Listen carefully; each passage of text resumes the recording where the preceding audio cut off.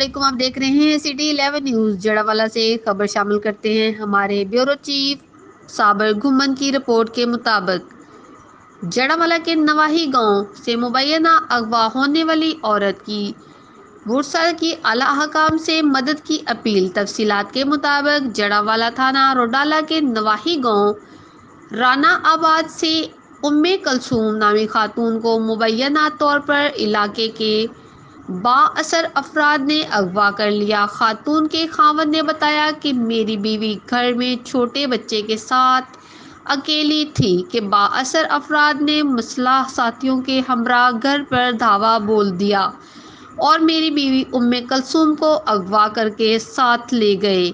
میرا 2 سال کا بچہ ہے جس کی حالت ماں کے بغیر انتہائی خراب ہو رہی ہے۔ میری اعلیٰ حکام سے اپیل ہے کہ FIR میں نامزد ملزمان کو فوری طور پر گرفتار کر کے میری بیوی کو بازیاب کروا لیا جائے۔